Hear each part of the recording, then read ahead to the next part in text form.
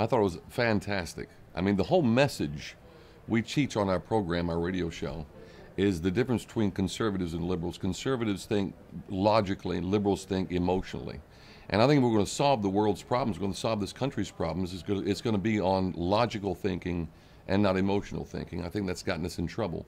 When you see things that need to be fixed, and the liberals think, oh, if I just give this guy $5, he can go get himself some food, and then he goes and gets himself some booze. All these problems that they're trying to solve emotionally are not getting the job done. We have to think logically through all of these problems. That's what Ayn Rand did in her book, and that's what this movie does. It teaches critical thinking. I think that people need to learn again, maybe sometimes for the first time, about critical thinking and what that means. Logical thinking. Think about the root of the problem, how to solve the problem, not just a band-aid, not just to paper over a problem, but how we get to the source of the problem, how we fix it. And I think that's conservatism, and that's what Ayn Rand was all about.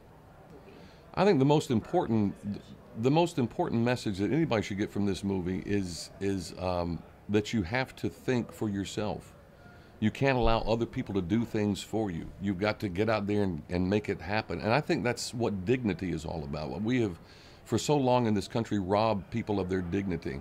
We've taken away their self-esteem, their self-being, because we've taught them in so many ways that the government is the answer, or that somebody else is the answer, and actually they are the answer. That's what Ayn Rand was all about. It's about getting back to what you can contribute. I think we're all put on this earth, and I know Ayn Rand was an atheist, but I believe that God put us on this earth, all of us, for a purpose. We have to find out what that purpose is, how we fit into this whole thing in the long scheme of things, and how we can make a difference. We make a difference in our lives, we make a difference in other people's lives. There was one poignant point in this movie when Hank Rearden was on trial, and they asked him, what had he done for anybody else? And he says, I've created jobs.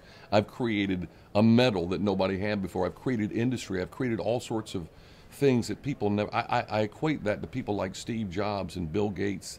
Where would we be had they not been creating what they were creating? Where would we be without the great creators of the world? So this country has been a bastion of creativity for so many years, and I think that's coming to a slow halt here in the last few years, because people are feeling like, well, what's the point? What's the use if we create something that somebody else is going to take it, or they're going to tax it, or whatever the case may be? I think it's important that people learn from this movie what America was founded on, what America was all about, and that is capitalism.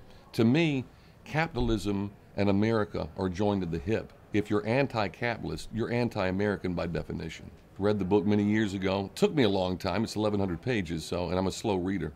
But I tell you, once you get through it and once you see all that she was trying to convey in that novel, the fantastic thing is that these movies, part one and two, have been able to capture the essence of Ayn Rand and what she was trying to say in that book.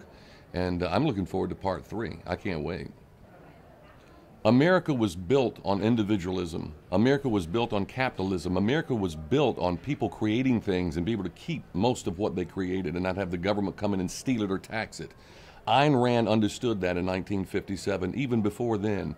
This movie shows you what America can be if we do this, by showing you what America will be if we don't. You need to see the movie. You need to see the movie so that we don't become Atlas Shrugged.